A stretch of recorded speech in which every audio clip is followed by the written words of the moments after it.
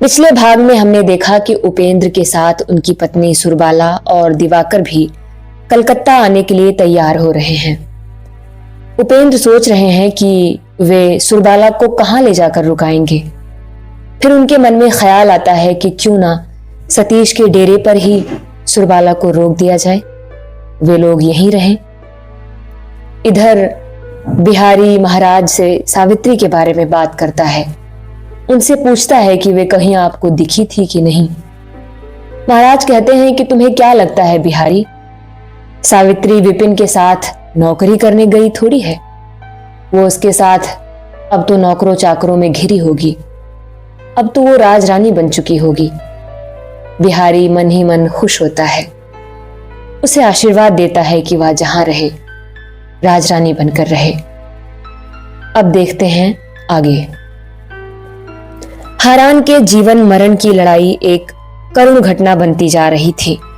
मृत्यु भूखे सांप की तरह जितना उसे लगातार खींचकर निगल जाना चाह रही थी, मेढक की तरह वह दोनों पांवों से उसके जबड़े को रोककर एक अद्भुत कौशल से मृत्यु को हर दिन उतना ही टालता चला जा रहा था। ऐसा लग रहा था कि उसका अशेष दुखमय प्राण हरगिज नहीं जाएगा, दुखपूर्ण प्राण किसी प्रकार भी समाप्त न होगा, ऐसा ही लग रहा था। इस विपत्ति में सतीश सहायता करने आया था, किंतु किरणमयी की पति सेवा देखकर वह आश्चर्य से हक्का बक्का रह गया। ऐसा उसने खुद भी बहुत देखा है और वह यह भी जानता है कि स्त्रियों के लिए उनके पति से बढ़कर कोई और नहीं होता है। लेकिन जिस कारण से भी हो, कोई आदमी सब कुछ जानबूझकर इतना बड़ा निष्फल श्रम ऐसे प्राणों को निछावर करके कर सकता है, इसकी तो वह कल्पना भी नहीं कर सकता था। यह कैसी आश्चर्यजनक सेवा है। रोज सारी रात एक ही ढंग से बिस्तर की बगल में जागती हुई बैठी रहती है, सारा दिन कितना अथक परिश्रम करती है, हालांकि मुंह पर अवसाद विषाद का चिन्ह तक नहीं है। मुंह देखकर यह समझने की मजाल नहीं कि कितनी बड़ी मुसीबत उसके सिर पर है। सतीश ने अपनी इस भाभी को वास्तव में ही अपनी बड़ी बहन की भांति प्यार किया था। उसकी यह चिंता रहित पति सेवा देखकर उसे अत्यंत व्यथा के साथ सिर्फ यही लग रहा था कि चाहे जो भी कारण हो, भाभी को आशा बंधी है कि उनके पति बच जाएंगे। इसलिए आखिरकार उसके मन में कितनी वेदना टीसेगी, इसकी कल्पना करके वह व्याकुल होता जा रहा था। और किस उपाय से यह अप्रिय सत्य उसकी नजरों के सामने लाया जा सकता है, हर पल यही उसकी चिंता का विषय हो उठा था। एक दिन ऐसा भी था जब सतीश को अपने संबंध में भारी विश्वास था कि वह बुद्धिमान है, मानव चरित्र को समझने में वह विशेष रूप से दक्ष है। लेकिन सावित्री से चोट खाने के बाद उसका वह घमंड चूर चूर हो गया था। संसार में जब यह भी संभव हो सका कि सावित्री उसे छोड़कर विपिन के पास चली गई, तभी उसे यह पता चल गया था कि वह मानव चरित्र के बारे में कुछ भी नहीं जानता है। मनुष्य के मन के अंदर क्या है क्या नहीं है, इसके बारे में जिसकी जैसी मर्जी वैसी चर्चा करता फिरे, पर वह अब मानव चरित्र के बारे में कोई चर्चा नहीं करेगा।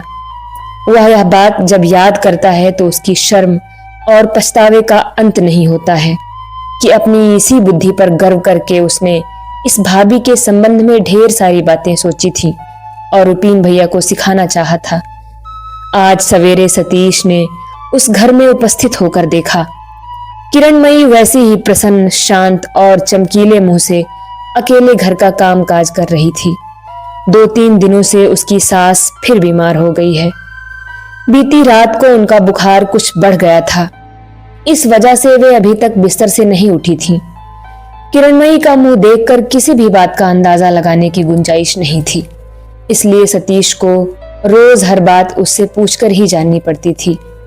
आज सतीश ने प्रश्न किया तो उसने काम छोड़कर मुंह उठाया और कुछ देर तक उसकी ओर निहारती रही। फिर बोली, सतीश, अब देरी करने की जरूरत नहीं है, अपने भैया को चिट्ठी लिखकर एक बार आने के लिए कहो। सतीश ने डरकर प्रश्न किया, क्यों भाभी? किरणमयी के मुख के ऊपर से होकर शरद के बादलों का एक छोटा सा टुकड़ा तिरता हुआ चला गया। इस मुंह के साथ जिसका विशेष परिचय नहीं है, उसे यह छाया नजर नहीं आएगी। एक लंबी सांस लेकर वह बोली, इस बार शायद उनके कष्टों का अंत होने को आया है। तुम उन्हें एक तार कर दो। सतीश क्षण भर चुपचाप देखता रहा, फिर बोला, मैं जानता था भाभी, लेकिन यह सोचकर कि कहीं तुम डर न जाओ, मैंने तुमसे कहने का साहस नहीं किया था। किरणमयी ने सहज भाव से कहा, यह तो डरने की बात ही है सतीश। उनकी सांसों की गति का पता मुझे परसों ही चल गया था। कल रात से उनकी सांसों की गति और भी थोड़ी सी बढ़ी है। यह कम नहीं होगी, इसीलिए उन्हें एक बार बुलाने के लिए कह रही हूं। सतीश यह बात नहीं जानता था, चौंक कर बोला, कहां?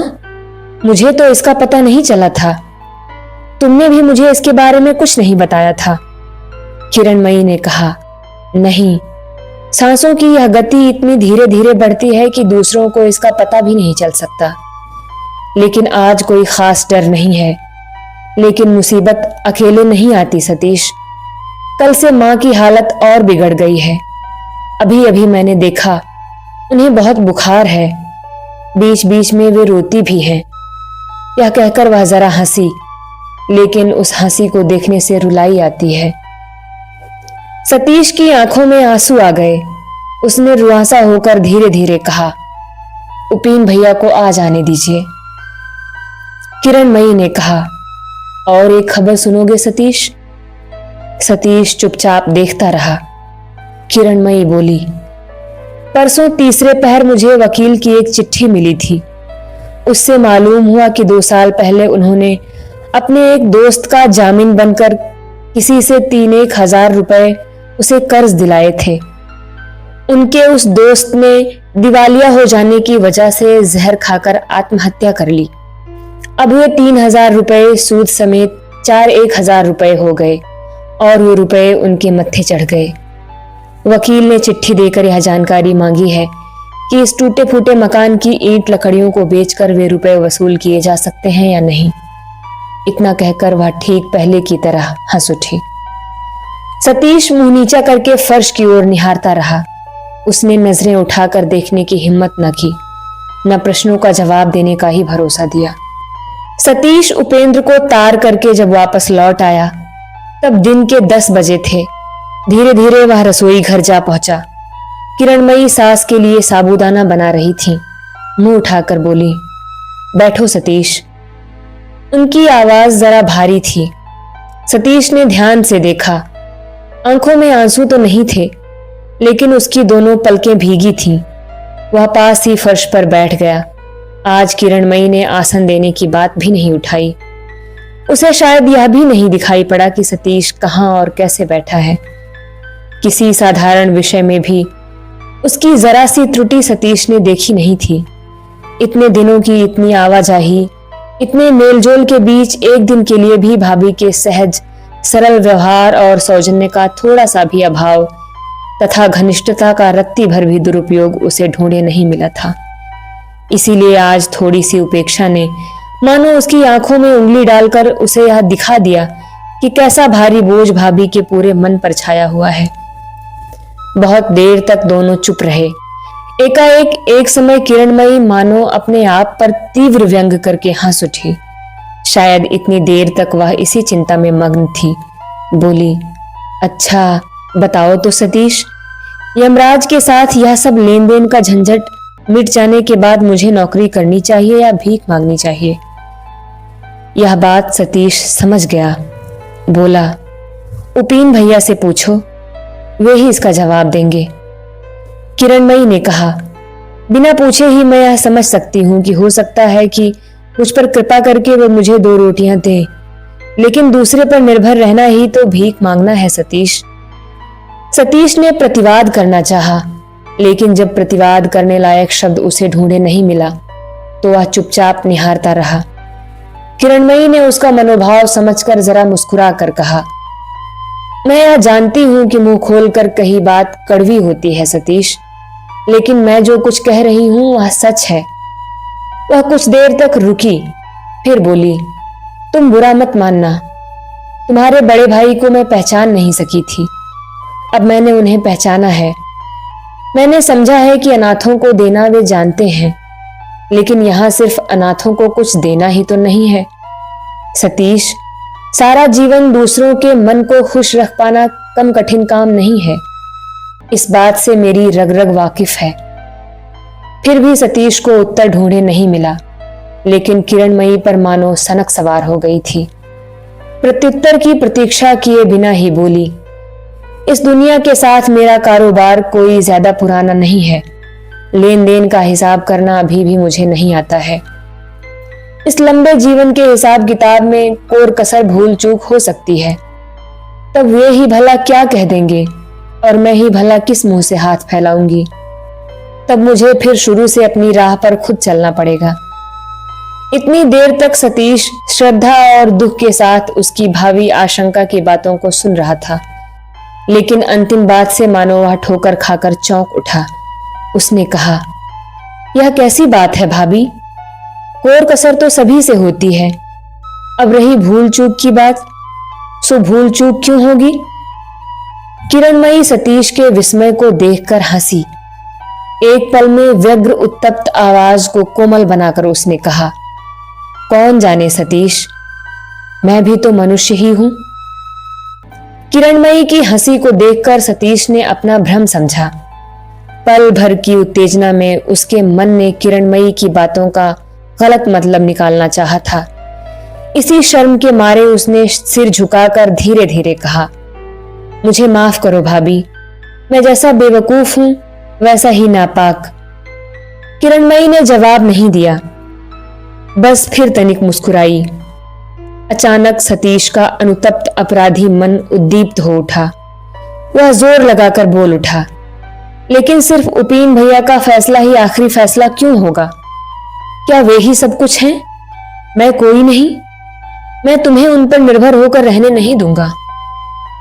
किरणमयी ने मुस्कुरा कर कहा, दोनों तो एक ही बात है सतीश। तुम और तुम्हारे बड़ी भाई एक दूसरे के पराये नहीं हो। तुम पर निर्भर होकर रहूंगी तो मुझे तुम्हारा भी मन खुश करके तुमसे भीख मांगनी पड़ेगी। सतीश बोला, नहीं, तुम्हें मुझसे भीख नहीं लेनी पड़ेगी। इसका कारण यह है कि मैं तुम्हारा छोटा भाई हूं, लेकिन उपेन भैया तुम्हारे पति के दोस्त हैं। जरूरत पड़ेगी तो अपनी बहन का भार मैं ही ले सकूंगा। लेकिन अगर तुम्हारा मन खुश करके मैं नहीं चल सकूं तो मैं भी तुम्हारा मन खुश करके नहीं चल सकूंगा। किरणमयी ने प्रश्न किया, अगर मैं जीवन में कोई दोष अपराध करूं तो? सतीश ने जवाब दिया, तब तो भाई बहन में झगड़ा होगा। किरणमयी ने फिर प्रश्न किया, और अगर जीवन में मुझसे कोई भूल हो जाए तो क्या मेरा यह छोटा भाई उसे माफ कर सकेगा? सतीश मुंह उठाकर पल भर देखता रहा, फिर सहसा अत्यंत व्यथित स्वर में बोला, इस भूल चूक का मतलब मैं समझ नहीं सकता भाभी। छोटे भाई को उसका मतलब समझाकर कहना जरूरी समझो तो कहो, और जरूरी ना समझो तो मत कहो। लेकिन तुम्हारा मतलब जो भी हो, जो अपराध मन में लाया भी नहीं जा सकता है, वैसा भी अपराध अगर हो जाए तो भी मैं यह नहीं भूल सकूंगा दीदी कि मैं तुम्हारा छोटा भाई हूं। उसको सावित्री की बात याद आ गई। उसने कहा, भाभी, आज अपने इस छोटे भाई के अहंकार को माफ करो, लेकिन जिस अपराध को मैं अपने जीवन में माफ कर सका हूं, उस अपराध को माफ करने में खुद भगवान का कलेजा भी टीसता। यह कहकर उसने देखा किरणमयी की दोनों आंखों से आंसू लुढ़क कर गिर रहे हैं। सतीश हिलडुल कर बैठा और फिर से भर्राई आवाजों में बोला, अच्छा तुम मुझे अच्छी तरह देखो दीदी, जिस सतीश ने अपनी बेवकूफी की हिमाकत से तुम्हें भाभी कहकर ताना मारा था, वह तुम्हारा यह छोटा भाई नहीं था। कहते कहते उसका समूचा चेहरा चमकीला हो उठा। उसने प्रबल गति से सिर हिलाकर कहा, नहीं नहीं, वह मैं नहीं था। वह कभी तुम लोगों को पहचान नहीं सका था। उसने कभी तुम लोगों की पूजा करना नहीं सीखा था। उसने जगन्नाथ को काठ का पुतला कहकर मजाक उड़ाया था। अपने माँ बाप का बोझ लेकर वह डूब गया है भाभी, अब वह नहीं रहा। यह कहकर वह गर्दन झुकाकर अपने हृदय के अंदर डूब कर देखने लगा। किरणमयी अपलक दृष्टि से उसकी ओर देखती रही। उसके बाद धीरे धीरे अति मृदु स्वर में उसने प्रश्न किया, कैसे तुमने हम लोगों को पहचाना भाई? सतीश ने गर्दन झुकाए ही कहा, वह बात अपने से बड़ों के सामने कहने की नहीं भाभी। अपने से बड़ों के सामने कहने की नहीं है? यह कैसी बात है? अचानक संदेह से, भय से किरणमयी का मुंह उदास हो गया। उसने पुकारा, सतीश। क्या है भाभी? मुंह उठाओ, देखूं तो। सतीश ने पल भर स्तब्ध भाव से रहकर मुंह ऊंचा किया। किरणमयी कुछ देर तक एकटक देखती रही, फिर बोली, सतीश, तुम एक बड़ा दर्द लेकर आते जाते हो। इसका पता मुझे कुछ दिन पहले चला था, लेकिन तब मुझे तुमसे पूछने का अधिकार नहीं था, इसलिए मैंने जानना नहीं चाहा था। लेकिन आज तुम मेरे छोटे भाई हो, क्या हुआ है बताओ तो। सतीश सिर झुकाकर बोला, वह शर्म की बात है भाभी। किरणमयी ने कहा, भले शर्म की बात है, तो भी तुम्हें अपनी इस बहन को उसका हिस्सा देना पड़ेगा। इस दर्द का बोझ मैं तुम्हें अकेले ढोते फिरने नहीं दूंगी। उसके बाद किरणमयी ने थोड़ा थोड़ा करके शुरू से लेकर आखिर तक की उसकी दुख भरी कहानी की बहुत सी बातें सुनी। अंत में बोली, लेकिन तुमने ऐसा काम क्यों किया? सतीश चुप रहा। किरणमयी ने प्रश्न किया, कौन है वह? सतीश मुंह नीचा करके धीमे स्वर में बोला, अभागिन है वह। लेकिन अभी कहां है वह? मुझे नहीं पता। तुमने उसकी खोज नहीं की? सतीश ने मृदु स्वर में कहा, नहीं, मैंने सुना है वह जहां है अच्छी है। किरणमयी ने व्यथित होकर कहा, वह अच्छी है? छी छी, क्यों तुमने ऐसा धोखा खाया? इस बार सतीश ने फिर एक बार मुंह ऊंचा किया, साफ शब्दों में जवाब दिया, मैंने धोखा नहीं खाया है भाभी, क्योंकि मैं उसे प्यार कर सका था, लेकिन धोखा खा गई है वह प्यार नहीं कर सकी थी। उसके बाद सतीश ने कहा, पहले तो वह अपने मन को समझ नहीं पाई थी, लेकिन जब उसने अपने मन को समझा तब वह चली गई, बिना बताए छिपकर चली गई। सतीश सिर हिलाकर बोला, नहीं, ऐसी बात भी नहीं है।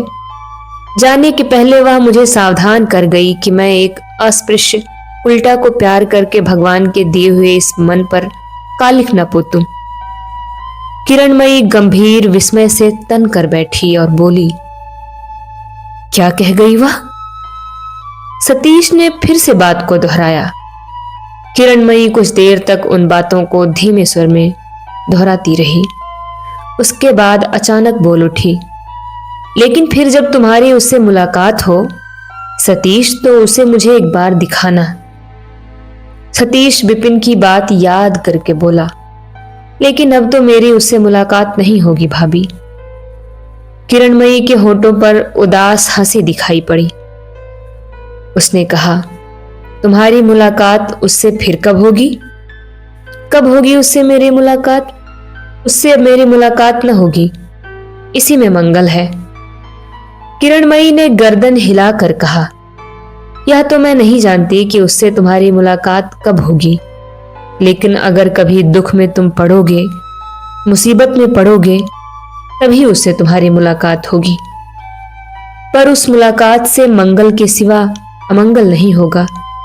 सतीश, वह जहां कहीं भी रहे, वह तुम्हारी जितनी मंगल कामना करती होगी, उतनी मंगल कामना तुम खुद अपने लिए नहीं करते होगे। या तुम किसी दिन मत भूलना। उसी दिन शाम के पहले किरणमयी अपने मरणासन्न पति के गर्म बिस्तर के किनारे से उठकर आई और कई पलों के लिए बाहर खड़ी हो गई। दरवाजे की बगल में दीवार से पीठ टिकाए सतीश चुपचाप बैठा हुआ था, शायद थकान के मारे झपकियां ले रहा था। किरणमयी विस्मित होकर बोली, सतीश, ऐसे क्यों बैठे हो? तुम अपने डेरे क्यों नहीं गए थे? सतीश की झपकी टूटी तो वह हड़बड़ाता हुआ उठकर खड़ा हो गया और बोला, नहीं भाभी, मैं अपने डेरे नहीं गया था। तो इतनी देर तक कहाँ थे तुम? रास्ते रास्ते घूम फिर रहा था मैं। आज डेरे नहीं जाऊंगा। किरणमयी ने आपत्ति प्रकट करते हुए कहा, छी छी, यह क्या कह रहे हो तुम? न खाओगे न सोओगे। नहीं नहीं मेरे प्यारे भाई, अपने डेरे पर जाओ। आज उन्हें कुछ नहीं होगा। डरने की कोई बात नहीं है। सतीश ने गर्दन हिलाकर कहा, डर की बात हो या ना हो, आज मैं तुमको अकेले छोड़कर न जा सकूंगा। इसके अलावा मैं दुकान में खाना खा कर आया हूं। किरणमयी ने कहा, ऐसा नहीं हो सकता। मैं जानती हूं दुकान के नाश्ते से तुम्हारा पेट नहीं भरेगा। तब तो मुझे फिर खाना बनाना पड़ेगा। खैर, खाना तो मैं बना लूंगी, लेकिन इन कई दिनों से तुम ना तो समय पर नहा सके हो न खा सके हो। कल परसों से तुम अच्छी तरह से सो भी नहीं सके थे। बहुत अधिक शारीरिक श्रम तुम्हें करना पड़ा है सतीश, अब और नहीं। आज रात तुम यहां रहोगे तो तुम बीमार हो जाओगे, और ऐसा मैं हरगिज नहीं होने दूंगी। सतीश ने गुस्सा करके कहा, मैंने 2 दिन जरा कम खाया, जरा कम सोया, इस वजह से मैं बीमार हो जाऊंगा? और तुम हो कि 1 महीने से सोई ही नहीं हो। जो कुछ खाकर तुम दिन रात बिताती हो, उसे तो तुम किसी को देखने ही नहीं देती हो, लेकिन भगवान तो उसे देखते हैं। उसके बाद जी तोड़ मेहनत करती हो। इस पर भी तुम खड़ी हो, और मैंने जरा कम खाया, जरा कम सोया, इसी वजह से मैं मर जाऊंगा। किरणमयी ने कहा, इसका मतलब यह है कि तुम भी क्या 1 महीने तक बिना खाए बिना सोए खड़े रह सकते हो? सतीश ने कहा, यह बात मैं नहीं कहता, लेकिन। किरणमयी ने हंसकर कहा, इसमें भला क्या लेकिन? लेकिन कहां से आ गया? सतीश, मैं औरत हूं। औरत क्या कभी बीमार होती है? या औरत कभी मरती है? कहां सुना है तुमने कि गैर हिफाजत और अत्याचार से औरत मर गई है? सतीश ने कहा, नहीं, मैंने यह कहीं नहीं सुना है, बल्कि मैंने यह सुना है कि औरत अमर होती है। किरणमयी ने हंसकर कहा, सचमुच ही औरत अमर होती है। प्राण हो तब जाएगा ना हो तो नहीं जाएगा। भगवान ने औरतों के शरीर में ऐसा क्या दिया है जो जाएगा? मुझे तो ऐसा लगता है कि 10-20 बरसों इस जात को फांसी पर लटका कर रख दिया जाए तो भी यह जात मरेगी नहीं। सतीश ने क्रुद्ध होकर कहा, तुम्हारी यह मस्खरी मैं सुनना नहीं चाहता भाभी। ऐसी मस्खरी सुनने से भी पाप लगता है।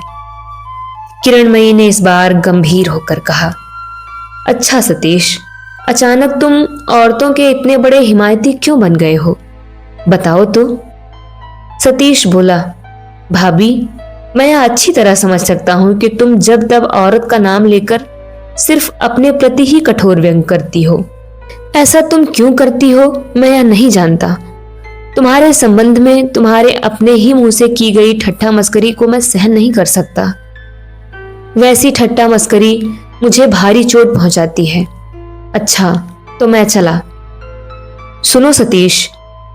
सतीश मुड़कर खड़ा हो गया, बोला, क्या है?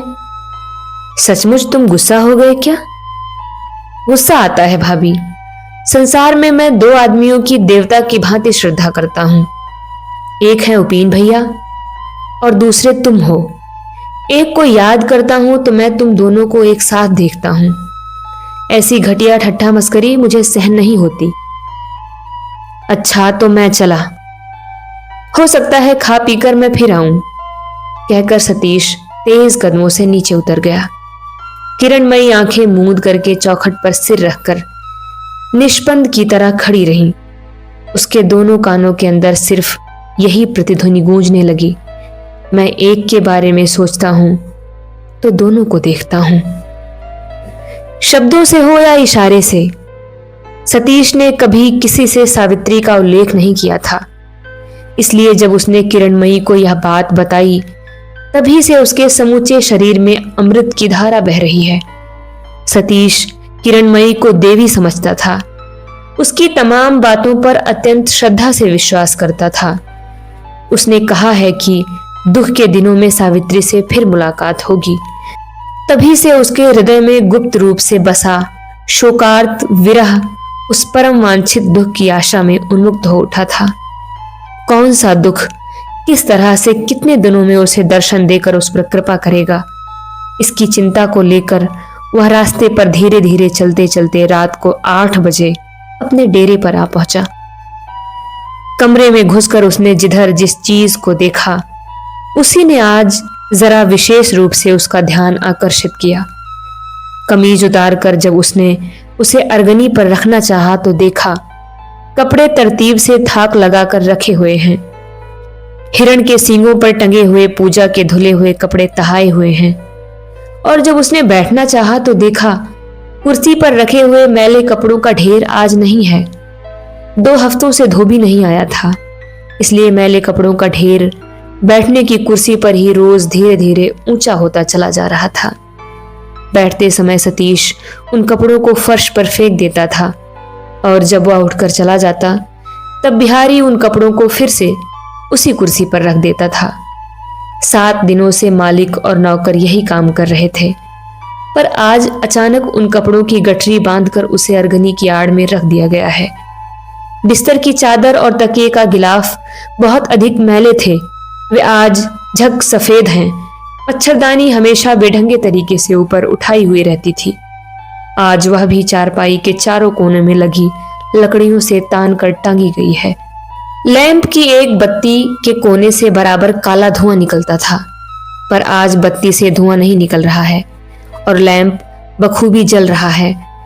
हर ओर एक शोभा की छटा देखकर सतीश ने अत्यंत तृप्ति महसूस की, लेकिन बूढ़े बिहारी के इस आकस्मिक रुचि परिवर्तन का कोई कारण उसे ढूंढे नहीं मिला। उसने पुकारा, बिहारी। बिहारी ओट में खड़ा था, सामने आकर बोला, कहिए बाबू। सतीश ने कहा, यह तो बहुत अच्छी बात है।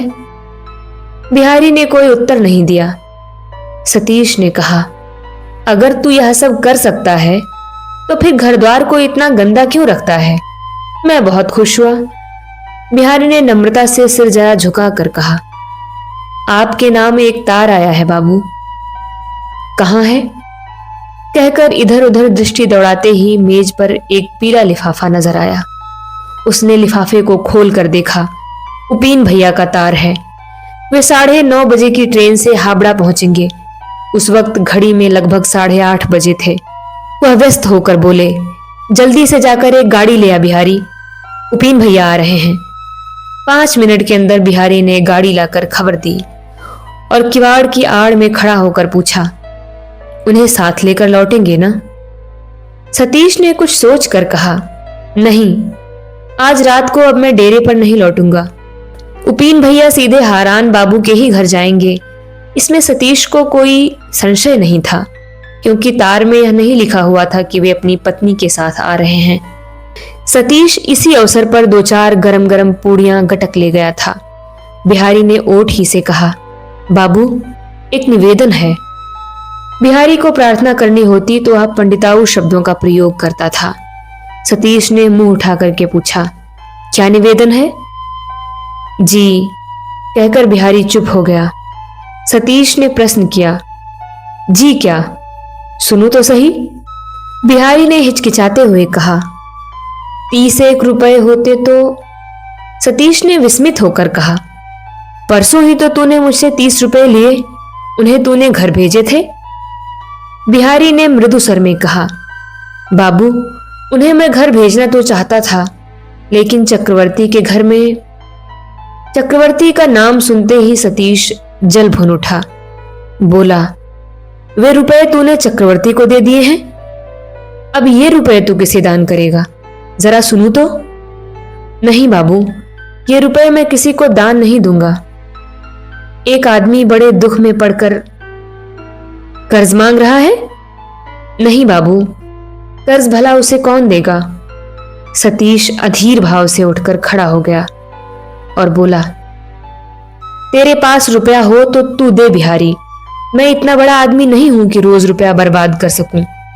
मैं रुपया नहीं दे सकूंगा। इस बार बिहारी ने जिद करते हुए कहा, नहीं बाबू, बिना दिए काम नहीं चलेगा। आप ये रुपए मेरे वेतन से काट लीजिएगा।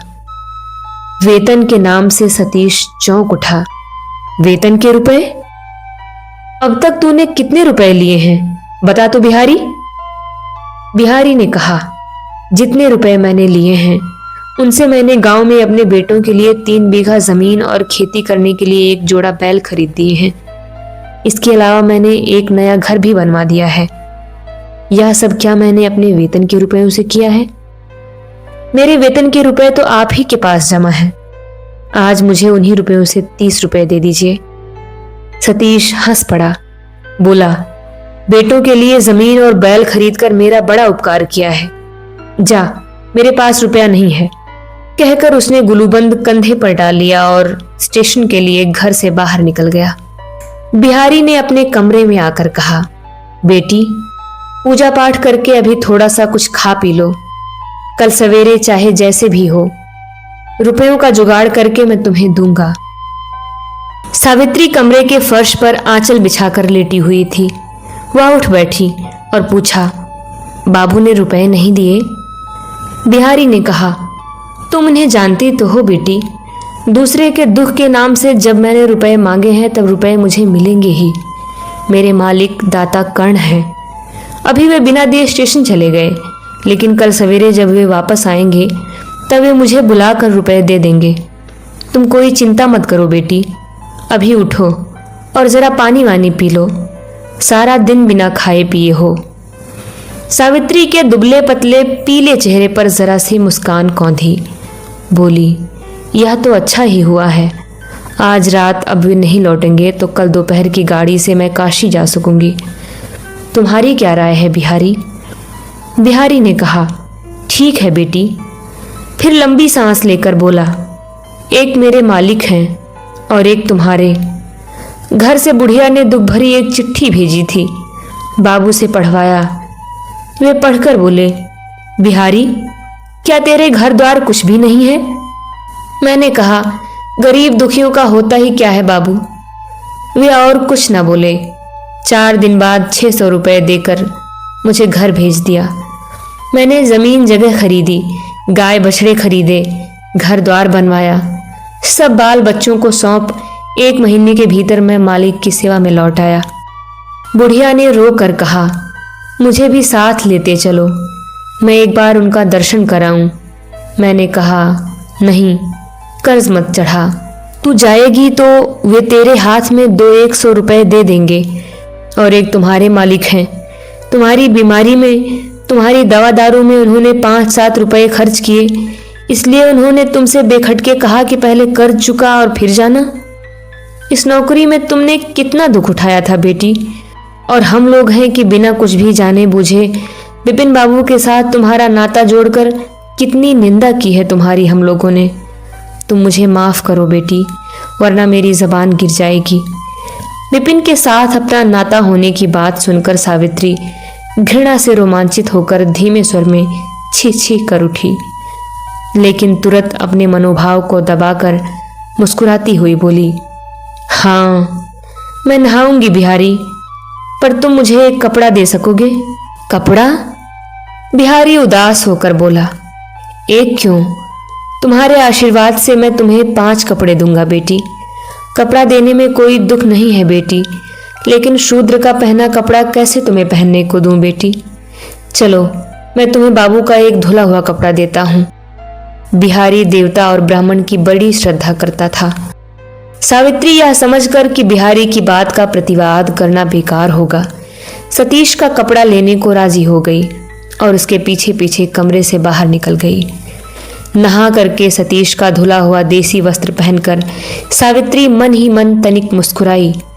उसके कमरे में उसी के पूजा के बर्तनों में सावित्री ने पूजा की और दिन भर भूखी रहने के बाद बिहारी द्वारा लाई गई मिठाइयाँ, काचा गुल्ला और संदेश खाकर कुछ स्वस्थ हुई। उसे पान और जर्दा खाने की बुरी लत थी। हालांकि वह दुकान का लगा लगाया पान का बीड़ा नहीं खाती थी। बिहारी यह जानता था, इसलिए बिहारी इसी बीच कुछ पान, सुपारी आदि बाजार से खरीद कर लाया था। बिहारी ने जब उन चीजों को एक तश्तरी में रखकर उसके आगे रखा तो सावित्री ने मुस्कुरा कर कहा, बिहारी, देखती हूं तुम मुझे जरा भी नहीं भूले हो। बिहारी ने जवाब दिया, आखिर मैं भी तो मनुष्य हूं ना बेटी। पशु पक्षी भी तुम्हें एक बार देख लेंगे तो वे भी तुम्हें भूल नहीं सकेंगे बेटी। कहकर मेज के ऊपर से लैंप लाकर उसने दरवाजे के पास रख दिया और तश्तरी को आगे सरका कर उसे पान लगाने को कहा और गैर बंगाली रसोइये से बनी सुरती लाने के लिए रसोई घर की ओर चला। सावित्री लैंप को आगे रखकर पान लगाने के लिए फर्श पर बैठी हुई थी। सिर पर कपड़ा नहीं था, भीगे बाल समूची पीठ पर फैलकर फर्श पर बिखर गए थे। दो एक बिखरी लटें आंचल के काले पाड़ के साथ मिलकर कंधों से होते हुए गोद पर लटक रही थीं। दुबली पतली बीमार नारी के मुंह पर जो अपना गुप्त माधुर्य होता है, वही इस दुबली पतली सद्य स्नात नारी के मुखड़े पर विराज रही थी। वह कुछ अन्य मनस्क और चिंता में डूबी हुई थी। सहसा दूर से आती जूतों की आहट नजदीक होने को आई, तथापि वह जूतों की आहट उसके कानों में नहीं पहुंची, और जब वह जूतों की आहट उसके कानों में पहुंची तब तक उपेंद्र और सतीश एक बारगी दरवाजे पर आकर खड़े हो गए थे। जब सावित्री का ध्यान टूटा तो उसने मुंह उठा कर देखा और देखते ही वह विवर्ण और आत्मविस्मृत हो गई। उस पल के असतर्क अवसर पर बंग महिला के मन में जन्मों से पनपे कुसंस्कार ने उसे अपरिसीम लज्जा से अभिभूत कर डाला और दूसरे ही पल उसने दोनों हाथों से अपने लाल मुंह पर लंबा घूंघट काढ़ लिया। सतीश बुद्धिहीन की मानिंद बोल उठा, सावित्री, तुम? सुरबाला अब तक बत्ती के सहारे बिहारी और दिवाकर के साथ ऊपर आ रही थी। उपेंद्र ने मुड़कर कहा, बस और आगे मत बढ़ो सुरबाला, वहीं रुको। सुरबाला ने अचरज में पड़कर कहा, क्यों? उपेंद्र ने सुरबाला के प्रश्न का जवाब दिए बिना कहा, दिवाकर, तू अपनी भाभी को वापस गाड़ी में ले जा। सतीश, मैं भी चला, कहकर धीमे कदमों से चले गए। उपेंद्र की पदचाप क्षीण होते होते सीढ़ियों में विलीन हो गई। वे थके थे, भूखे थे, साथ में पत्नी थी। ऐसी अंधेरी रात थी। हालांकि थोड़ा सा संदेह, रत्ती भर दुविधा उनके मन में पैदा नहीं हुई। सतीश के कमरे के अंदर बैठी जिस तरुणी ने असीम लज्जा और भय से ऐसे घूंघट काढ़ लिया, उसके संबंध में एक प्रश्न तक पूछने की उन्होंने जरूरत महसूस नहीं की। घृणा से जो मुड़े तो फिर दोबारा मुड़कर इधर नहीं देखा। लेकिन यह क्या हो गया? पल भर बाद ही स्थिति को समझकर सावित्री सिहर उठी। हजारों मर्दों के सामने भी अब उसे शर्माने का अधिकार नहीं था। पल भर के लिए यह भूलकर आज वह कैसी विकट भूल कर बैठी। उसे लगने लगा कि उसके इस छोटे से घूंघट ने दूर दूर तक फैलकर भद्दी शर्म से उसके सिर से लेकर पैर तक मजबूती से बांध दिया है। पल भर पहले यह किसने सोचा था कि अपने आप को थोड़ी सी शर्म से बचाने की कोशिश में उसके सिर पर शर्म का पहाड़ टूट पड़ेगा। किसी आवरण के अंदर दम अटक जाने की संभावना को देखकर आदमी जैसे उस आवरण से अपना मुंह बाहर निकालने की जी जान से कोशिश करता है, ठीक वैसे ही सावित्री ने अपने मुंह पर से जोरों से घूंघट हटाया और सीधी होकर बैठी। प्रश्न किया, वे कौन थे? सतीश सुध बुध खोए हुए की तरह दरवाजे के पास खड़ा रहा। उसी स्थिति में उत्तर दिया, उपेंद्र भैया और भाभी। हैं? ये ही उपेंद्र बाबू थे? वे ही बहू थी? वे लोग थे? सावित्री तीर की तरह उठ खड़ी हुई और चिल्लाकर कहा, तो हट जाओ, मुझे जाने दो, मैं उन लोगों को वापस बुला लाऊंगी। मैं तो कोई नहीं हूं, डेरे की एक मामूली सी दाई भर हूं। हट जाओ, मुझे जाने दो। सावित्री यह भली भांति जानती थी कि उपेन कौन है। सतीश की बातचीत से बहुत बार उसने उनका ढेर सा परिचय पाया था। इतनी देर बाद मानो सतीश की नींद टूट गई। इस चिल्लाहट और हड़बड़ाहट ने उसकी तमाम बेहवलताओं को पल भर में दूर करके उसे बिल्कुल सजग बना दिया। इस बार वह तनकर खड़ा हो गया और अपने दोनों हाथों को फैलाकर दरवाजे को रोक कर कहा, नहीं, न तुम जाओगी और न मैं तुम्हें जाने दूंगा। सावित्री ने व्याकुल होकर हाथ जोड़कर कहा, तुम मुझे मना क्यों करते हो? मुझे जाने दो, सर्वनाश मत करो। सतीश बाबू, रास्ता छोड़ो, मेरा सही परिचय उन लोगों को जानने दो।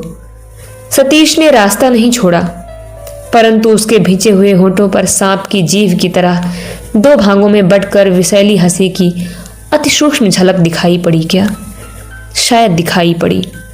उसने कहा, उफ, तुम्हारा सर्वनाश होगा। नहीं, तुम्हारा सर्वनाश नहीं होगा, इस बारे में तुम निश्चिंत रहो। लेकिन तुम्हारा सही परिचय क्या है, पहले मैं तो सुनूं। सावित्री सहसा जवाब न दे सकी, सिर्फ देखती रही। ऐसी निरुत्तर चितवन सतीश ने पहले भी देखी है, लेकिन यह चितवन तो वैसी चितवन नहीं है। इस चितवन में इतने बड़े आघात ने भी आज आग कहाँ लगाई। ये कैसी अजीब स्निग्ध करुण दो आंखें हैं। क्या यह वही सावित्री है? कुछ देर बाद उसने धीरे धीरे कहा, मेरा परिचय बता तो दिया, डेरी की दाई। सतीश बाबू, कृपा करके मुझे जाने दीजिए, मैं उन लोगों को वापस बुला लाऊंगी। इस अंधेरे अनजान शहर में वे लोग क्या रास्ते रास्ते भटकेंगे? क्या यह अच्छा होगा? सतीश ने बिना रत्ती भर विचलित हुए जवाब दिया, उनके लिए क्या अच्छा है और क्या बुरा, यह समझने की जिम्मेदारी उन्हीं लोगों पर रहने दो। लेकिन रास्ते रास्ते भटकना भी बहुत अच्छा होता है। वे भटकते हैं, भटके, तब भी मैं भाभी को अब इस घर में नहीं रखने दूंगा। तुम भाभी को इस घर में क्यों कदम नहीं रखने दोगे? इसलिए कि मैंने इस घर में कदम रखा है। धरती माता भी क्या मेरे स्पर्श से अपवित्र हो जाती हैं? सतीश ने पल भर चुप रहकर दूसरा प्रश्न किया, तुम इस घर में घुसी क्यों? सावित्री मुंह उठाकर देख नहीं सकी। फर्श की ओर निहारती हुई रुआसी होकर बोली, आप मेरे पुराने मालिक हैं, इसीलिए बुरे वक्त में कुछ भीख मांगने आई थी। सतीश ने ताना मारकर मुस्कुराते हुए कहा, बुरे वक्त में मुझसे भीख मांगने आई थी, लेकिन तुम्हारे तो एक ही मालिक नहीं हैं।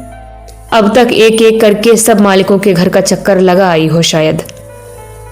सतीश का क्रूरतम आघात उसके कलेजे को छलनी करने लगा, लेकिन उसने न फिर मुंह उठाया और न कुछ कहा।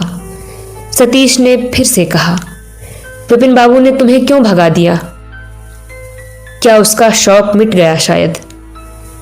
सावित्री ने फिर कोई उत्तर नहीं दिया। एकाएक सतीश को बिहारी की प्रार्थना याद आ गई। पूछा, क्या भीख मांगती हो? 30 रुपए ना?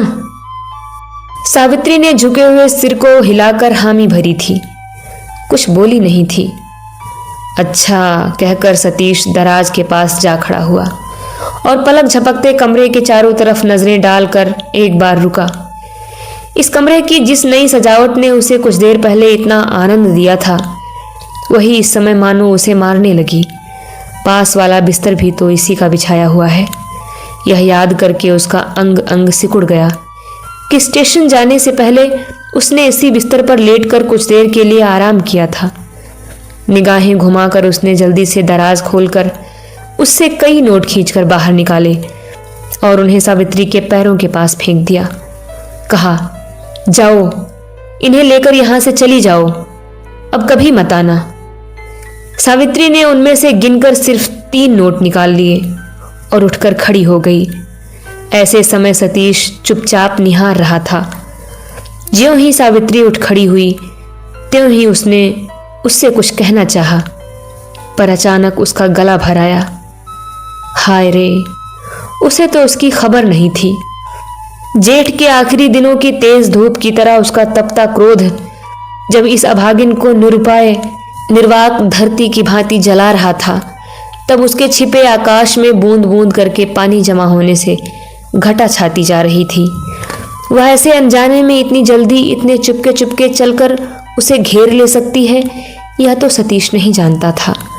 उसका गला, उसका मुंह, उसकी आंखें मानो किसी चीज के अदृश्य आक्रमण से दबने लगे।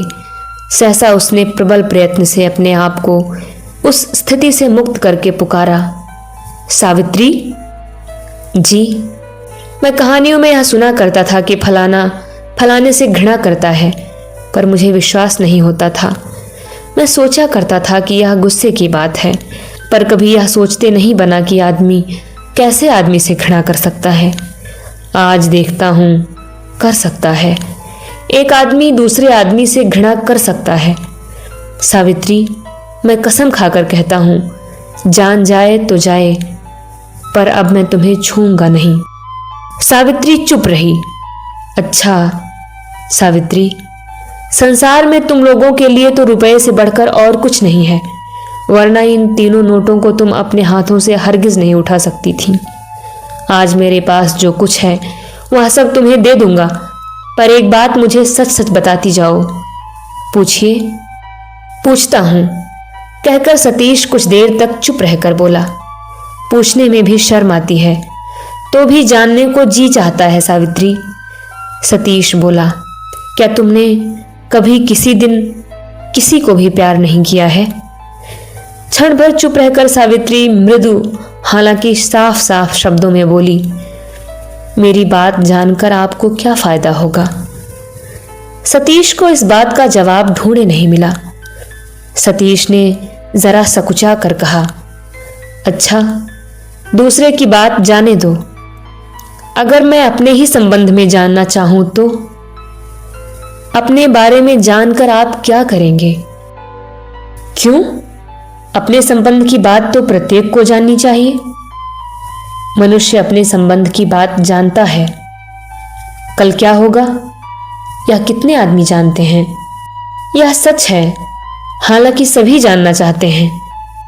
दरवाजे की ओर आगे बढ़कर सावित्री बोली, संसार की बहुत सी बातें भी तो आप नहीं जानते, तभी तो आपके दिन कट रहे हैं। यह बात जाने बिना भी आपका कोई नुकसान नहीं होगा। हो सकता है यह बात जाने बिना मेरा कोई नुकसान न हो। कहकर सतीश ने लंबी सांस को दबाने की कोशिश की, लेकिन सावित्री के कानों में वह आवाज पहुंच गई। ज्यों ही वह मुंह घुमाकर खड़ी हुई, त्यों ही सतीश की नजरें उसके बीमारी की वजह से पीले पड़े दुबले चेहरे पर पड़ी। उसने चौंक कर पूछा, तुम बीमार हो क्या सावित्री? सावित्री ने पलक झपकते ही सिर नीचा किया और बोली, नहीं तो। पर तुम तो बहुत दुबली हो गई हो। वो यूं ही कहकर सावित्री ने जाने के वास्ते कदम बढ़ाया। तो तुम जा रही हो? सावित्री बिना कोई जवाब दिए दरवाजे के बाहर आ गई। कमरे के अंदर से एक भर्राई आवाज आई, सावित्री, क्या सचमुच तुमने एक दिन के लिए भी प्यार नहीं किया है? सावित्री चौखट के सहारे खड़ी हो गई। उसने मुंह नहीं घुमाया। अंदर से आती भर्राई आवाज अब की बार रुआसी हो गई। सावित्री, एक बार यह बताती जाओ कि मैं अब तक क्या सिर्फ नींद की खुमारी में यह दुख का बोझ ढोए फिरता रहा हूं? मेरी किस्मत में क्या सभी गलत हैं, सभी झूठ हैं? यह अपरिसीम दुख भी क्या मेरी किस्मत में शुरू से आखिर तक एक धोखा है? सावित्री कुछ सोचकर मुड़कर खड़ी हो गई और बोली, बाबू, मैं बड़ी मुश्किल में पड़कर बिहारी से रुपया उधार मांगने आई थी, लेकिन मैं आपसे सच कहती हूं कि अगर मैं यह जानती कि यहां आकर मैं ऐसे झमेले में पड़ूंगी तो मैं यहां कभी नहीं आती। सतीश ठगा सा रह गया। यह आवाज शांत और मृदु तो है, लेकिन इसमें रत्ती भर भी कोमलता नहीं है। कुछ देर पहले उसने तो ऐसी आवाज में उससे भीख नहीं मांगी थी। उसने फिर से कहा, आपने कसम खाकर कहा कि आप मुझसे घृणा करते हैं। आप लोग खुश होते हैं तो प्यार भी कर सकते हैं, गुस्सा होते हैं तो घृणा भी कर सकते हैं। आप लोग ऐसा करते भी रहते हैं, लेकिन हम लोगों के हाथ पांव बंधे हुए हैं। हम जब इस रास्ते पर कदम रख चुके हैं, तब यह रास्ता चाहे अच्छा हो या बुरा, इस पर चले बिना कोई दूसरा चारा भी नहीं है। सतीश निर्वाक और स्तब्ध है, सिर्फ विह्वल आंखों से उसकी तरफ निहारता रहा। सावित्री यह दृश्य सहन नहीं कर सकी। दूसरी ओर मुंह घुमाकर वह एक बार रुकी। उसकी अपनी बात उसके अपने ही कलेजे पर मरण बाण चला रही है, तथापि उसके मरणासन्न सैनिक की भांति अंतिम बार के लिए सतीश के लज्जाजनक प्रेम पर उसने कुठाराघात किया। बोली, आपने मुझसे पूछा था कि मैंने आपको किसी दिन प्यार किया था या नहीं? नहीं, मैंने आपको किसी दिन प्यार नहीं किया था, वह मेरा छलावा था। यह जानकारी तो आपको मिल चुकी है कि मैं किसे प्यार करती हूँ। यह सुनकर सतीश को अचानक लगा कि उसके घर की प्रतिमा को नदी में विसर्जित करने के बाद उसके बचे खुचे पुआल का लोंदा बनाकर न जाने कौन उसकी आंखों पर फेंक गया है। उसने आंखें फिरा ली और बोला, जाओ तुम, मेरे सामने से तुम चली जाओ। सावित्री ने चौखट पर सिर रखा और प्रणाम करके चुपचाप चली गई। सतीश ने यह न देखा, उसे सिर्फ जरा सी आखिरी पदचाप सुनाई पड़ी। नीचे बिहारी के कमरे में बुझता बुझता सा एक दिया जल रहा था। सावित्री अधमुंदी आंखों से डगमगाते डगमगाते उस कमरे में घुसी और अपने दोनों हाथों को बढ़ाकर उसने मानो किसी चीज को पकड़ना चाहा तथा दूसरे ही पल फर्श पर मूर्छित होकर मुंह के बल गिर पड़ी। बिहारी उपेंद्र आदि को ज्योतिष साहब के घर की तरफ थोड़ी दूर तक छोड़कर 5-1 मिनट पहले वापस आया था और अंधेरे में छिपकर सावित्री की आखिरी बातें सुन रहा था। आज दिन भर उसने उसके साथ कितनी गपशप की थी। निष्ठुर गृहस्थ के घर में काम करने के सिलसिले में भुगते दुख कष्ट की बातें, बीमारी की हालत में सही कष्ट की बातें सुनते सुनते बिहारी का कलेजा मुंह को आ गया था। हालांकि अभी अभी बाबू के सामने शुरू से लेकर आखिर तक सावित्री क्यों झूठ बोली, इसका कोई सिद्धांत ही उसे ढूंढे नहीं मिला। सावित्री नीचे उतर आई तो वह भी अंधेरे का फायदा उठाकर बाबू की नजरें बचाकर नीचे आया और जब वह वहां उसे दिखाई नहीं पड़ी तो वह भागकर रास्ते पर गया। इधर उधर कहीं भी उसे न पाकर वह फिर अपने कमरे में घुसा और जल्दी से अपने कमरे की तलाशी लेने आया तो एक बार स्थिर होकर खड़ा हो गया। उसके बाद सावधानी से हट आया और दिए की लौ को बढ़ाकर उसके मुंह के पास आकर उसे पुकारा, ऐसे फर्श पर क्यों पड़ी हुई हो बेटी? सावित्री से कोई जवाब न पाकर वह संदेह भरे स्वर में बोला, कमजोर शरीर है, ठंड लगेगी तो बीमार हो जाओगी बेटी, उठकर बैठो, मैं एक चटाई बिछा देता हूं। सावित्री फिर भी कुछ न बोली, स्थिर रही। बिहारी विस्मित हुआ, उसे अच्छी तरह दिखाई न पड़ रहा था। दिए को उसके मुंह के पास लाया और जरा सा झुककर उसे गौर से देखा। देखते ही वह चिल्ला उठा, हे भगवान, या तुमने क्या किया बेटी? सावित्री की आंखें मुदी हुई थीं, सारा चेहरा नीला हो गया था। इतने जोर की चिल्लाहट से भी उसने कोई जवाब नहीं दिया, वैसे ही मुर्दे की तरह पड़ी रही। ऊपर के कमरे में सतीश तब भी जस का तस मूर्ति की भांति बैठा हुआ था। बिहारी का रोना सुनकर वह चौंक उठा। महाराज खाना बनाना छोड़कर भागा हुआ आया और उसे खबर दी। सतीश बिहारी के कमरे में घुसकर सावित्री के सिर के पास घुटनों के बल बैठा और दिया लेकर उसके मुंह की ओर देखा और देखते ही सतीश यह समझ गया कि वह मूर्छित हो गई है। बोला, चिल्ला मत बिहारी, उसके आंख मुंह पर पानी छिड़क, महाराज से कह कि वह एक पंखा ले आए और उसे हवा करे। साहस पाकर बिहारी जोर जोर से पानी के छींटे मारने लगा और रसोइया जी जान से पंखा चलने लगा। थोड़ी ही देर बाद सावित्री ने सांस ली, आंखें खोलकर घूंघट लिया और उठ बैठी। सतीश ने कहा, बिहारी, महाराज से कहो कि वह थोड़ा सा गर्म दूध ले आए और उससे कहो कि उसके कपड़े भीगे हुए हैं, वह जल्दी से कपड़े बदल ले। महाराज दूध लाने गया और बिहारी ने धीरे से मृदु स्वर में सावित्री से शायद वही सब कहा जो उसे उससे कहने को कहा गया था। मिनट भर चुप रहकर सतीश फिर बोला, उससे यह पूछकर कि तबीयत ठीक हो जाने पर वह कहाँ जाएगी, उसके लिए एक गाड़ी बुला देना बिहारी, ताकि ऐसी हालत में वह पैदल न जाए। सतीश मिनट भर स्थिर रहकर फिर बोला, और अगर तबीयत ठीक न लगे तो उसे मेरे ही कमरे में सोने के लिए कह देना, मैं कहीं और जा रहा हूं। सावित्री का अंग अंग कांप उठा, लेकिन मध्यम रोशनी में किसी ने यह नहीं देखा। वह जी जान से अपने आप को रोककर निश्चल पड़ी रही। सावित्री ने सिहरन महसूस की। उसे लगने लगा कि वह हरगिज अब अपने आप को रोक नहीं सकेगी। सतीश ने एक छोटी सी चाबी बिहारी के आगे फेंक कर कहा, और देख, दराज की चाबी तेरे पास रही, उसे जितने रुपए की जरूरत हो जाते वक्त वह लेती जाए।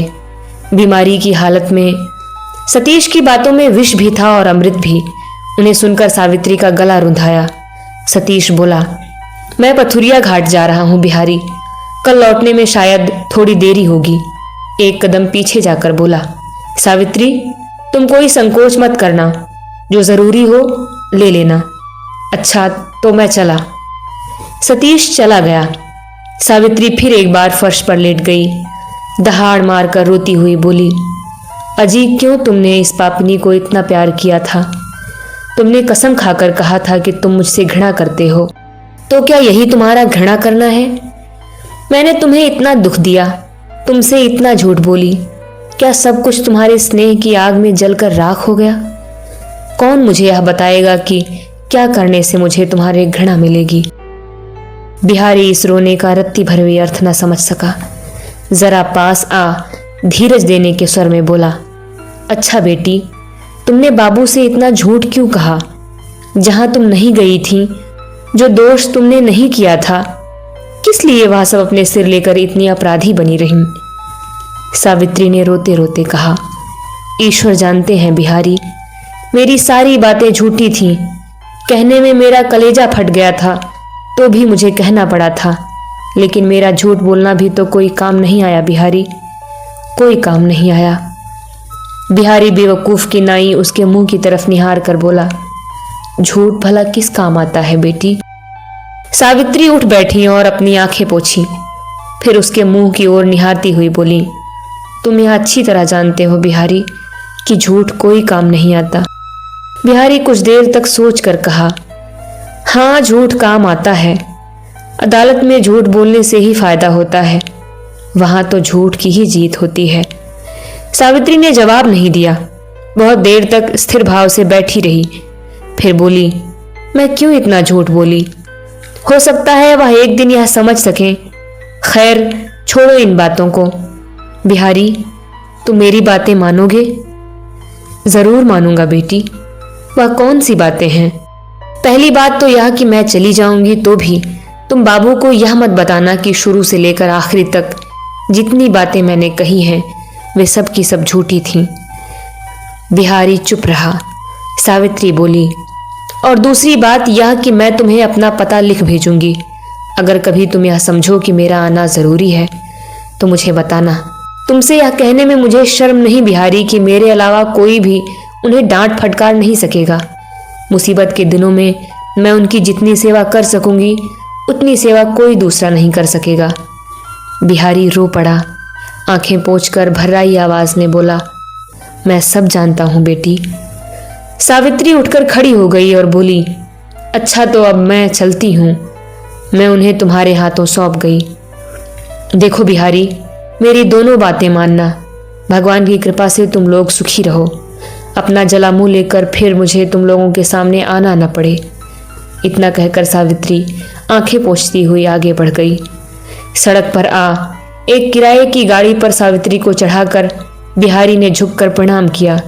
आंखें पोंछकर गला साफ करके बोला, बेटी मेरी भी एक विनती है।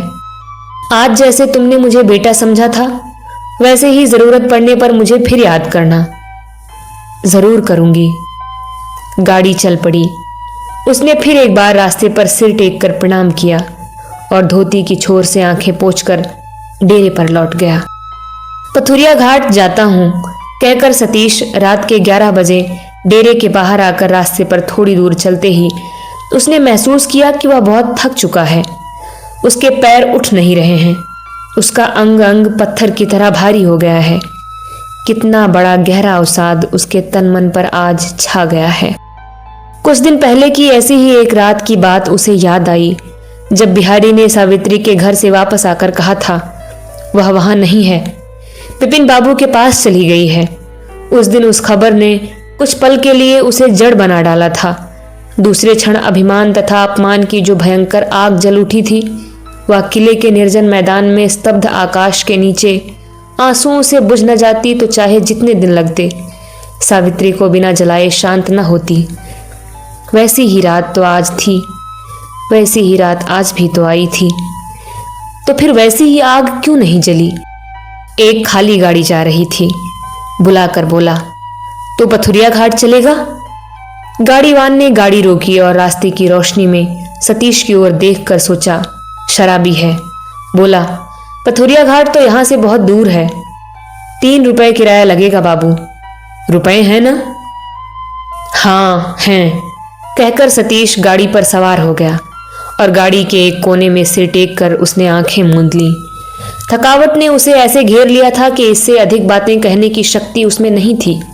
बहुत देर बाद, कई रास्तों का चक्कर लगाने के बाद, गाड़ीवान विरक्त होकर पूछा, किस पते पर जाना है बाबू? ठीक ठीक बता दीजिए, मैं झूठ मूठ का चक्कर नहीं लगा सकता। सतीश ने उसे अपने डेरे का पता बताया। कुछ देर बाद गाड़ी उसके दरवाजे पर आ पहुंची। बहुत पुकारने के बाद बिहारी ने आकर किवाड़ खोल दिया तो सतीश ने चुपके चुपके पूछा, बिहारी, सावित्री क्या मेरे कमरे में है? बिहारी बेवल की भांति निहारता रहा और बोला, वह तो आपके कमरे में नहीं है, वह तो उसी वक्त चली गई थी। वह चली गई है? हाँ बाबू, वह यहां नहीं है।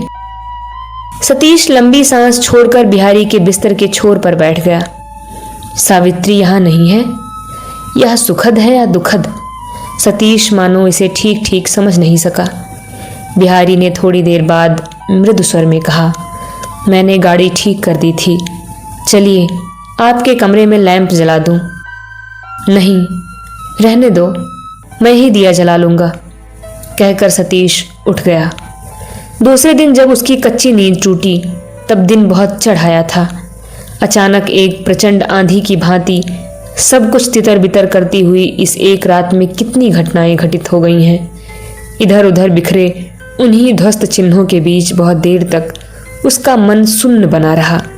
बिहारी आया और चिलम देकर जब वह बाहर जा रहा था तभी सतीश ने उसे पुकार कर कहा, सुन बिहारी, कल वह यहां कब आई थी? सावित्री के चले जाने के बाद उसके सब प्रकार के दुर्भाग्य को याद करके बिहारी का दुखी मन भीतर ही भीतर रो रहा था। उसने मुंह नीचा किए हुए मृदु स्वर में कहा, वह कल दोपहर में आई थी। उसे कैसे इस मकान का पता लगा? यह तो मैं नहीं जानता बाबू। सतीश उसके मुंह की ओर कठोर दृष्टि डालकर बोला, क्यों रे बिहारी, तू क्या सचमुच ही मुझे इतना बड़ा बैल समझता है कि मैं यह भी नहीं समझ सकता? सच सच बता। बिहारी अचरज में पड़कर अपनी दोनों आंखें फाड़कर अपने मालिक के मुंह की तरफ निहारता रहा। सतीश बोला, तू मेरा मुंह क्या देख रहा है? तू विपिन के यहां नहीं गया था? सावित्री से तेरी भेंट मुलाकात, बातचीत नहीं हुई थी? नहीं बाबू, न मैं विपिन बाबू के यहां गया था, न सावित्री से मेरी कोई बातचीत हुई थी, कहकर ज्यों ही बिहारी ने बाहर निकलने की तैयारी की त्यों ही सतीश और भी अधिक क्रुद्ध स्वर में बोला, रुक जा, जाना मत। तूने उसे यहां आने का सुझाव नहीं दिया था?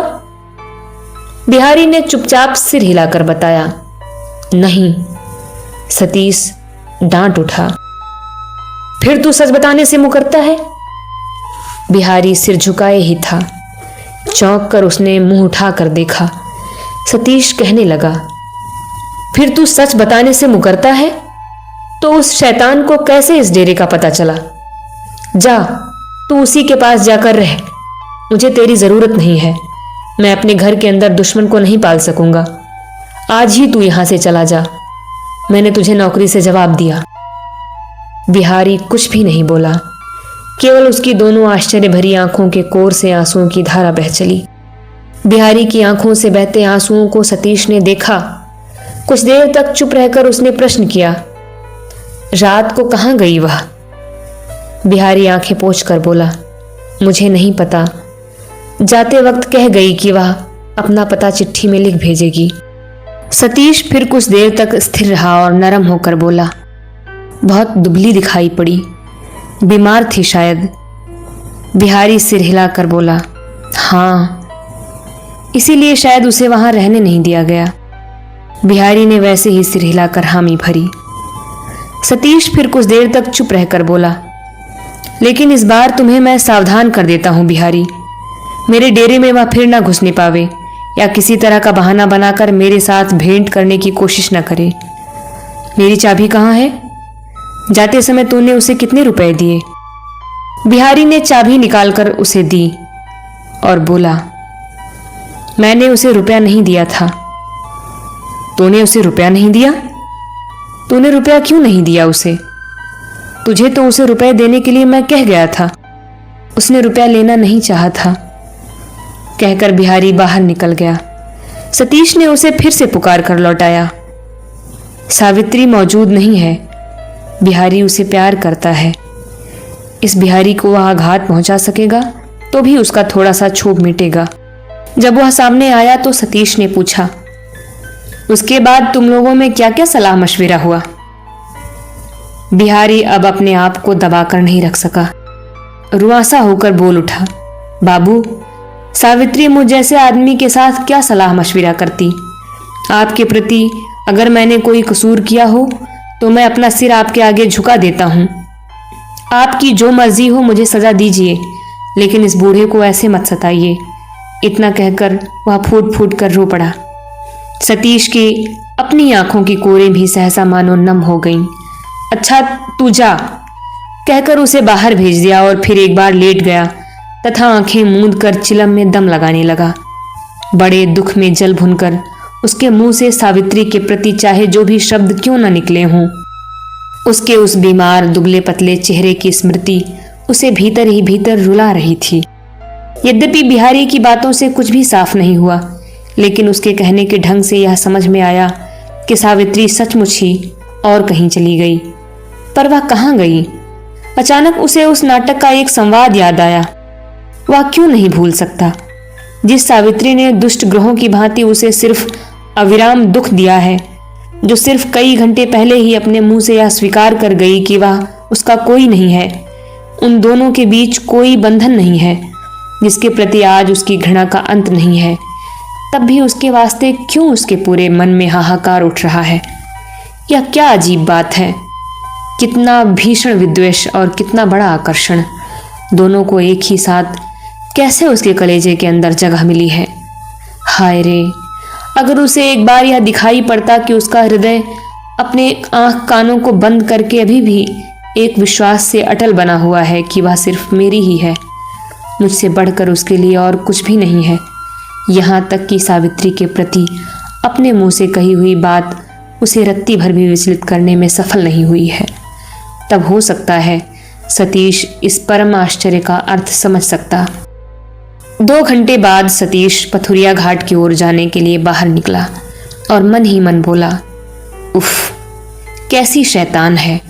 खैर मैं बच गया, मेरे सिर से भूत उतर गया। रास्ते पर चलते चलते वह सोचने लगा, लेकिन उपिन भैया को आज मैं अपना मुंह कैसे दिखाऊंगा।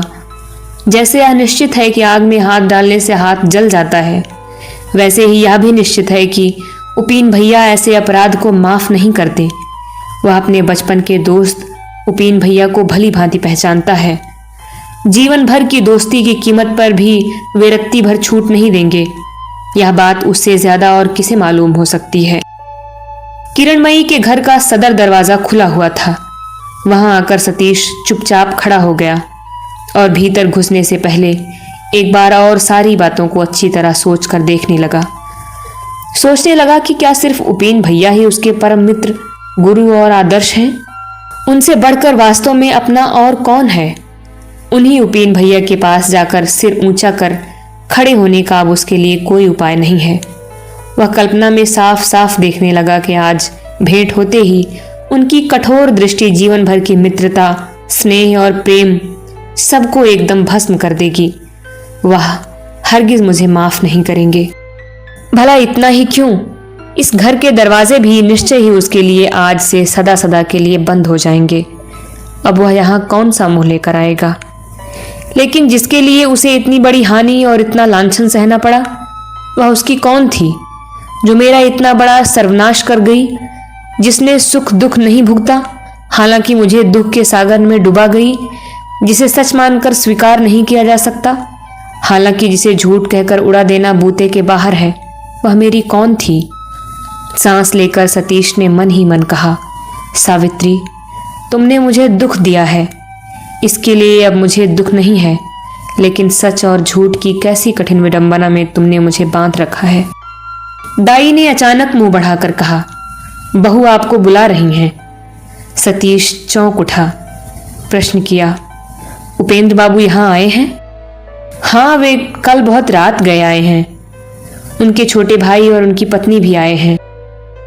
दाई ने सिर हिलाकर कहा, कहाँ? वे लोग तो यहाँ नहीं आए हैं। वे अकेले आए हैं और जब से आए हैं मालिक के पास बैठे हुए हैं। तुम्हारे मालिक कैसे हैं? दाई ने लंबी सांस लेकर कहा, अंतिम समय है। सतीश ने पल भर चुप रहकर पूछा, भाभी कहाँ हैं? वे अभी अभी नहाकर रसोई में गई हैं। सतीश और प्रश्न किए बिना दबे पांव, ताकि कदमों की आहट तक ना हो, सीधे रसोई घर में चला गया। किरणमयी शायद उसकी ही प्रतीक्षा कर रही थी। सतीश के दरवाजे पर पांव रखते ही उसने उत्सुकता से पूछा, बिना घर में घुसे तुम बाहर ही खड़े रहे? या कैसी हालत है तुम्हारी सतीश? तुम्हारा मुंह सूखा हुआ है, आंखें धंस गई हैं। क्या रात को सोए नहीं हो? ज्यों ही किरणमयी का प्रश्न सतीश के कानों में पहुंचा, त्यों ही सतीश का मुंह क्रोध के मारे लाल हो गया, पर तुरंत उसका क्रोध शांत हो गया। बोला, हाँ, सारी रात जागकर मैंने उसके साथ मौज मस्ती की है। यह सुनकर तुम संतुष्ट हुई ना? अब मैं यहां ना घुसूं, यही ना? लेकिन तुम उस गए गुजरे आदमी उपेंद्र बाबू से कहना कि अगर वह मुझसे पूछता तो मैं उसे सही बात ही बताता। संसार में उसके अलावा और भी ऐसे लोग हैं जो सही बात कह सकते हैं। इसके अलावा वह मेरा ऐसा कोई नहीं है कि डर के मारे मुझे झूठ बोलना पड़ता। कहना उससे, समझी भाभी? इतना कहकर सतीश लौट चला। अचानक सतीश का ऐसा ढंग और ऐसी गुस्सा भरी आवाज देख सुनकर किरणमयी मानो सुध बुध खो बैठी।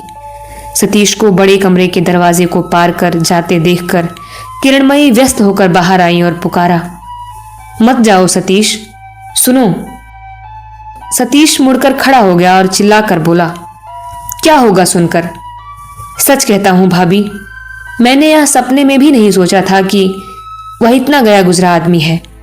जहां वह रहेगा वहां मैं नहीं रहूंगा। आज मेरी समझ में आ रहा है कि अचानक उस दिन पिताजी ने मुझे क्यों ऐसी चिट्ठी लिखी थी, लेकिन उस नीच से कहना कि मैं उसकी परवाह ही नहीं करता। किरणमयी ने व्याकुल होकर कहा, मैं किससे कहूंगी? तुम क्या कह रहे हो सतीश? मैं ठीक कह रहा हूं भाभी, ठीक कह रहा हूं। उससे कहोगी तो वह समझ जाएगा, लेकिन आज मैं तुमसे भी यह कह जाता हूं कि मैंने कोई कसूर नहीं किया है। फिर भी तुमने अपने घर का दरवाजा मेरे लिए बंद तो कर दिया, लेकिन एक दिन तुम यह समझोगी कि सतीश चाहे जितना भी बुरा हो, उस पर विश्वास करके किसी ने किसी दिन धोखा नहीं खाया है। और एक बात उससे कहना, वह यह कि जितनी मर्जी जी जान से मेरा सर्वनाश करने की कोशिश करे, मगर मैं भी अब उसे अपना मुंह नहीं दिखाऊंगा, और वह भी मुझे। अचानक सतीश दरवाजे की तरफ देखकर रुक गया और दूसरे ही पल मुंह घुमाकर तूफान की गति से बाहर निकल गया। उसकी दृष्टि का पीछा करती हुई किरणमयी की भी नजरें पत्थर की मूर्ति की भांति स्तब्ध उपेंद्र के मुंह पर जा पड़ी। उन्होंने शोरगुल सुना तो वे रोगी के बिस्तर की बगल से उठकर आए थे और कमरे के दरवाजे को जरा सा खोलकर खड़े खड़े उन दोनों की बातें सुन रहे थे। किरणमयी को एक बार लगा कि उपेंद्र यह जानना चाहेंगे कि आखिर मामला क्या है, लेकिन वे कुछ नहीं बोले। उन्होंने चुपचाप किवाड़ बंद कर दिया और अंदर चले गए। किरणमयी के विस्मय की सीमा नहीं थी। यह कैसी हरकत है? सतीश अपने उपेंद्र भैया को उसी के मुंह पर ऐसा अपमानित करके गया? कैसे? किस वजह से? वह रसोई घर में लौट गई और हाथ के कामकाज को सपनों में खोए हुए किनाई करती जाने लगी, लेकिन मन के अंदर एक गहरा क्षुब्ध विस्मय हजारों रूप धारण करके निरंतर चक्कर लगाने लगा। उसके घर के अंदर जो एक इतनी बड़ी मुसीबत करीब आ गई है, पल भर के लिए वह उसे भी भूल गई और सिर्फ यह सोचने लगी कि कल शाम के बाद सतीश अपने डेरे वापस गया था। उसके बाद इस एक रात के अंदर ऐसी कौन सी घटना घट सकती है जिससे वह ऐसे पागलों का सा बर्ताव करने लग गया। हालांकि उपेंद्र ने उसके बारे में एक बात भी जानना नहीं चाहिए। उसे लगा पल भर के लिए उपेंद्र के सूखे कठोर मुंह पर मानो असहनीय विस्मय कौंध उठा था, लेकिन यह सच है या उसके अपने मन की कल्पना है, भला इसे कौन जाने। उपेंद्र वापस आकर मरणासन हारान के बिस्तर के उसी किनारे जाकर बैठे रहे जिस किनारे वे पहले बैठे हुए थे। संभवतः ही वे शांत प्रकृति के हैं। सहसा वे किसी के हक में या किसी के खिलाफ अपनी राय नहीं बनाते थे। लेकिन कल रात जब वे सुरबाला आदि को ज्योतिष के घर पहुंचाकर बहुत रात गए अकेले हारान के कमरे में आकर घुसे थे, तब उनकी वह सहज निर्मल विचार क्षमता नहीं थी। तब हारान को सांस लेने में बहुत तकलीफ हो रही थी। अंदर होश है या नहीं, इसका अंदाजा लगाना मुश्किल था। चारों तरफ ताक कर उन्हें मामला कैसा मुश्किल लगा था। हालांकि उनके चेहरे पर कहीं भी जरा सी भी व्याकुलता नहीं थी। इसके पहले उन्होंने एक दो मरणासन्न लोगों को अपनी आंखों से देखा था। उनकी स्थिति और इनकी स्थिति में कितना फर्क था। हारान के सिरहाने एक दिया बेहद मध्यम होकर टिमटिमा रहा था। माँ एक कमरे में कोने में चटाई बिछाकर सोई हुई थी। सिर्फ किरणमयी जागे बैठी हुई तो थी, लेकिन जब उसके भी बर्ताव में उन्हें चिंता के कोई चिन्ह ढूंढे नहीं मिला तो उन्होंने यह जरूर महसूस किया कि वह मानो बड़ी उदासीनता से अपने पति के मरने की प्रतीक्षा करती हुई बैठी है। माँ में भी न जाने कैसी निश्चिंतता थी। वे तो अपनी बीमारी और बीमार शरीर को लेकर परेशान थीं। कल रात उपेंद्र को मानो बहुत साफ साफ यह दिखाई पड़ा था कि सिर्फ मृत्यु की विभीषिका ही इन दोनों महिलाओं के बीच अब नहीं है, बल्कि इनकी जिंदगी ने मानो एक बांध की तरह इस छोटे से परिवार के सुख दुख के प्रवाह को रोक करके कूड़े करकट से अत्यधिक दुखी कर दिया है। चाहे जैसे भी हो, जब ये इस रुकावट से छुटकारा पाएंगी तभी ये राहत की सांस लेकर जी उठेंगी। उपेंद्र आज तक किरणमयी को नहीं पहचान सके हैं। ऐसा अवसर ही उन्हें नहीं मिला है। लेकिन सतीश ने किरणमयी को पहचाना था।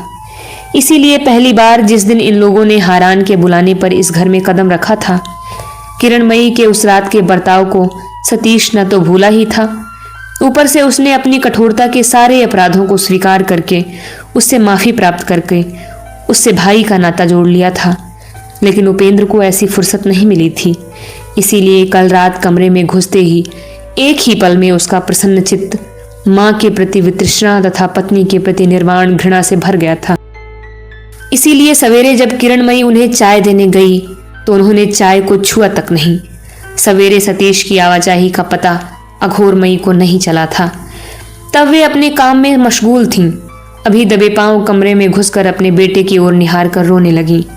न किसी ने उन्हें सांत्वना दी, न किसी ने उन्हें रोने से मना किया। अचानक उनकी नजर चाय के प्याले पर पड़ी तो उन्होंने रोते हुए प्रश्न किया, क्यों बेटा, तुमने चाय क्यों नहीं पी? उपेंद्र ने संक्षेप में कहा, नहीं, मैं चाय नहीं पीऊंगा। अघोरमयी अत्यंत व्यग्र हो उठी। नहीं नहीं, ऐसा कैसे हो सकता है बेटा?